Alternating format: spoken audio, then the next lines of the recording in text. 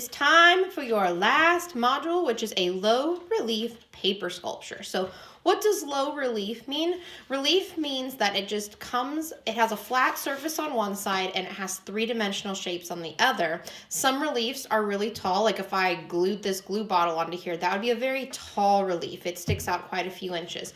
With a low relief, we're really only sticking out about an inch or two, and we're just getting really small areas of shadows and highlights and beautiful negative space. Negative space is empty space, and it's also the space around a shape, the negative space inside a shape. So we are really excited for you guys to work three-dimensionally because all your projects have been two-dimensional, but what's really cool about this project is all the techniques that you've learned this semester, you get to employ in this project. So what you're gonna need is multiple types of paper. I think that it's easiest to do all these paper manipulations with drawing paper, but your watercolor paper is a really good solid base for you to work on. So I have a combination of watercolor papers here and drawing papers. I also have my pencil and my 2 Sharpie markers. I have scissors and glue. It doesn't matter if you use a glue stick or you use glue, that's your personal preference. I hate all glues, so I'm using glue bottles.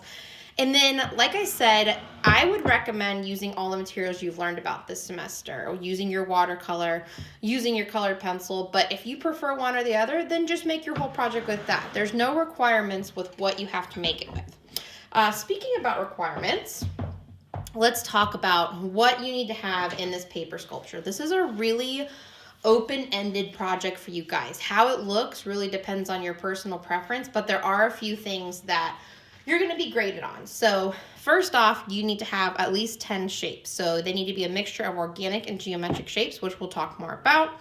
Shape and patterning / texturing on every single shape. So we don't want you to just cut a bunch of shapes out of white paper and leave them alone. We want you to color them with either color or black and white. It needs to be a nice balance of that. Like I said, it's open art materials. You need to have at least one graphic pattern shape, like these graphic, very bold, crisp designs, and one expressively textured shape. That could be something like wet on wet, some scribbling that I have here, just some strokes. And then negative space utilization, creating interesting nuggets of negative space in and around your shapes. Let's go ahead and move on to step 1. For step 1, you're going to be drawing your organic and geometric shapes. So the difference between the word geometric and organic, geometric, I always told my students, geometric are shapes that you can name. Things like triangles, rectangles, octagons, diamonds, things that belong in a math class, really, things that are geometry based. Organic shapes, they don't really have names. Sometimes we do call shapes like hearts and raindrops and paisley design. Those are all examples of organic shape because there's not really rules for them. So you want to use a combination of both. And step 1 is just to draw 10. Now, please feel free to draw more than 10. I recommend taking up about 2 to 3 pieces of paper for this, and you want to have a varying degree of sizes here. So I'm going to draw my shapes on drawing paper and on a piece of watercolor paper. And I'm going to draw some small, some big, some that take up the whole space. Just however many you want and whatever sizes you want is what I'm going to do now.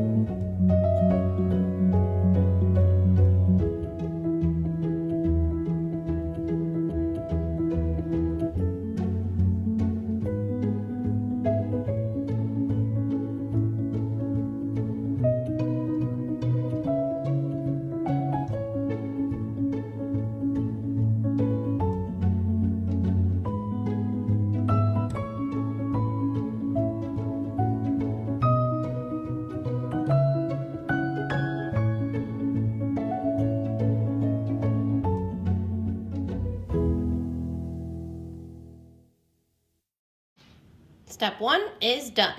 All right, step 2 is to draw or paint geometric pattern and expressive texture. So down here are some examples of this expressive mark making that you can do and some of the geometric things that you can do. Here are your requirements listed here just as a reminder. You must have at least one graphic pattern shape. So something that has these types of designs in it, really crisp, really bold. It doesn't have to be with Sharpie marker. I just find that it's easiest to do with that. You could also do that with color pencil. You could do it with Crayola markers, whatever floats your boat, but the way that it's graphic is it's really linear, which means like it's very straight lines, or if they're curved lines, they're very crisp. So there's really good examples here for graphic pattern shapes, and you want expressive textured shape, at least one. So these can be things, these types of mark making, you can do a lot of scribbling, you can do a lot of expressive brush strokes, even all the techniques that we learned about watercolor, things like wet on wet and color bleeding, those are really expressive things. They're not controlled in the same way as a graphic shape. So that's really the difference here, is we want something that's very controlled and something that has a lot of movement to it. And it's hard to predict what it's going to do. You have open art materials, and you just have to have a balance of color and black and white shapes. Again, we don't really want you guys to have just a boring white shapes everywhere. I didn't say this anywhere in the presentation, but this is a really good way that you can get creativity points. So do something outside of the box, do something that's different, do something that's above and beyond. For example, when I go onto my paper sculpture and I have the base here, see how I did it white? You would get extra creativity points if you actually took the time to first paint your board and then glue your shapes onto it. So just think about things like that. Another way I could have earned creativity points is maybe by doing a little bit more challenging geometric designs. I could have watercolored the background and then put the geometric designs on top. So those of you that really love art and really love to be creative, this is your chance during this drawing and painting geometric pattern expressive texture to go wild and really express yourself here.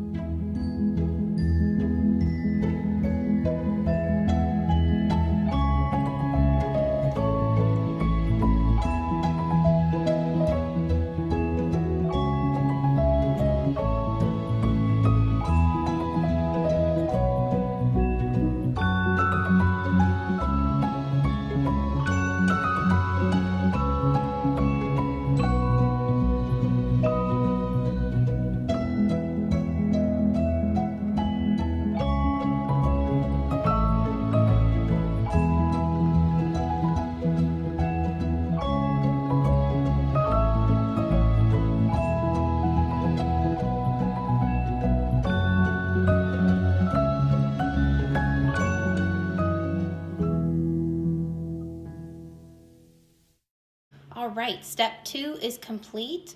I have my shapes, and I have at least one graphic pattern shape. I have more, and one expressive textured shape. Of course, I have more. I made sure to look at this, and I have a nice balance. It doesn't have to be totally equal, but I have some bigger shapes that are black and white and some smaller shapes that are color, so I have a nice balance here. On to the next step. Step 3 is to cut your shapes and to leave some negative space inside the shape. So if you have ever cut snowflakes before during winter time, you know that you can actually cut out of the paper, leaving some negative space. So here is an example of a shape that I did with that.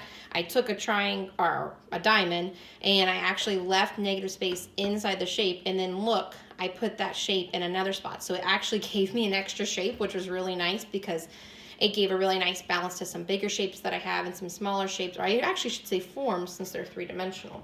So if you've never done that before, here is how you do it. You just cut out your shape. As you guys can see, I totally went outside the lines, knowing that I would be cutting out my shapes. That's the benefit of drawing first, is you can go outside the lines.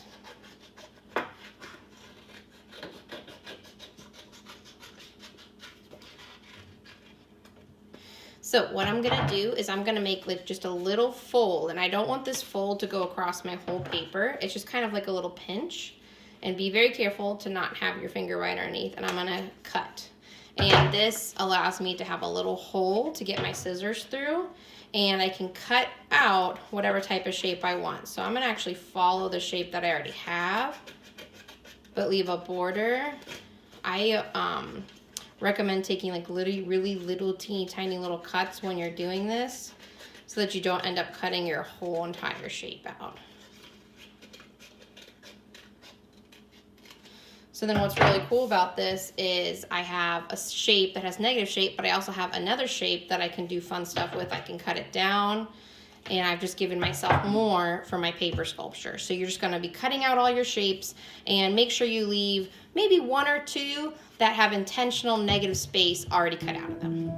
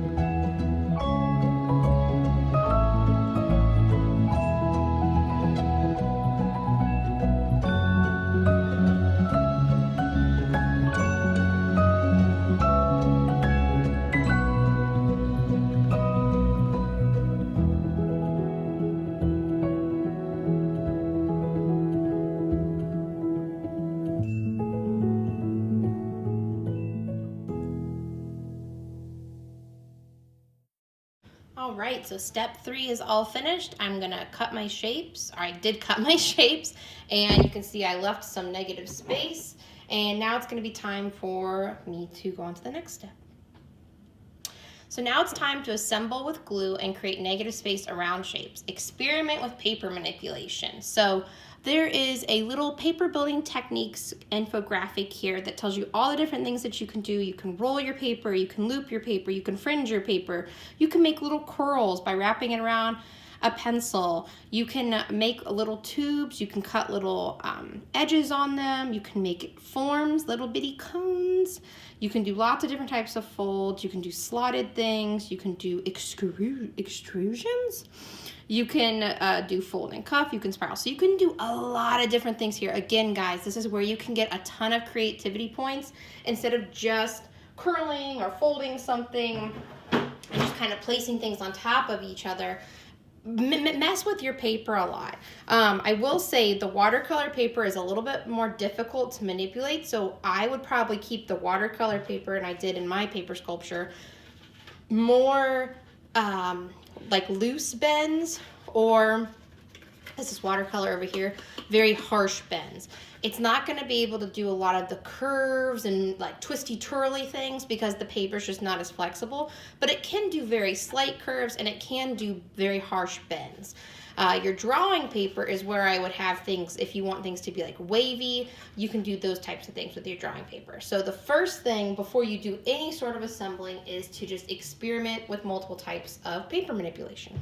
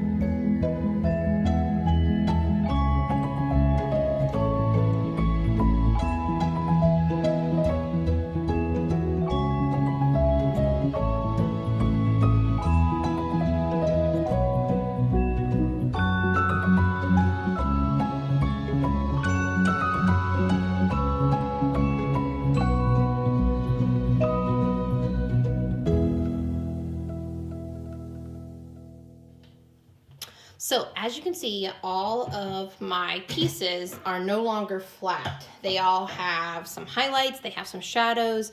When you look at them from the side, they occupy space. And just to drive home the point about negative space isn't just the empty space that's inside a piece of paper. It's this type of space here. So this used to be like this, and now by curling, I have space, negative space that's underneath my little ribbon, and it's also here on top of my ribbon, and that just really creates really interesting pockets of stuff. So now it is time to assemble, and what I recommend is on your paper, remember you can color this to put designs on it, whatever you want.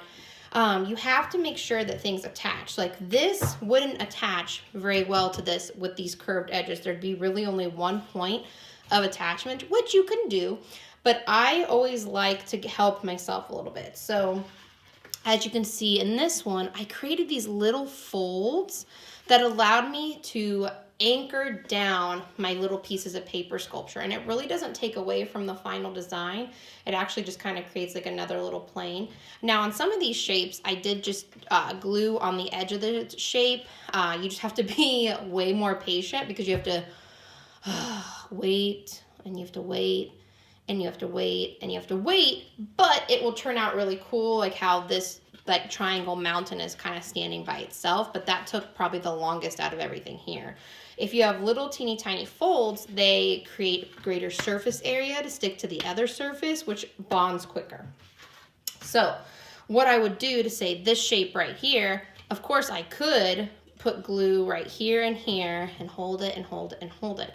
But something else I can do is I can just take, I call it making like a little doggy ear. I just take the corner and I make a little fold. Then when I go to glue, I put the glue on here, and wherever I want it to go, I think I want this piece at the corner. I don't have to hold it down for as long, but I only had to put glue on those two little dog ears. I recommend holding it for 30 seconds, and if you have a harder shape, maybe a minute or two. You just kind of have to see what works for you. I also do think that liquid glue holds a little bit better, but you can totally do this with glue stick as well.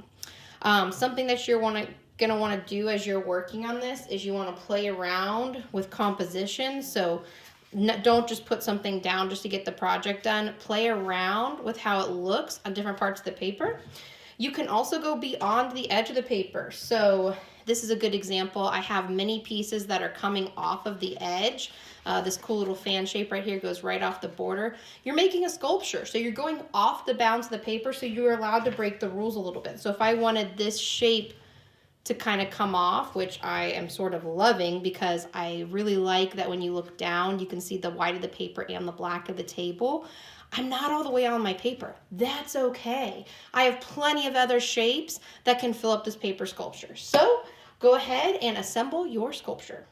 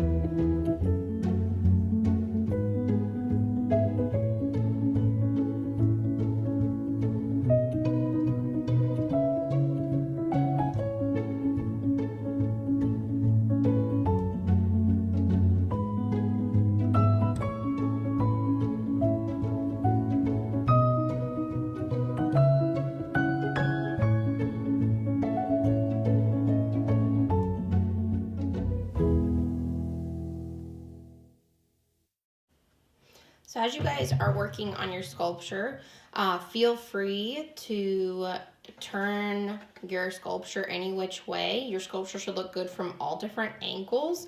Also, don't be afraid to have the pieces interact with one another. So this piece that I have right here, I really like that it's a complement of orange, so I'm gonna attach it to this orange wavy piece that I have.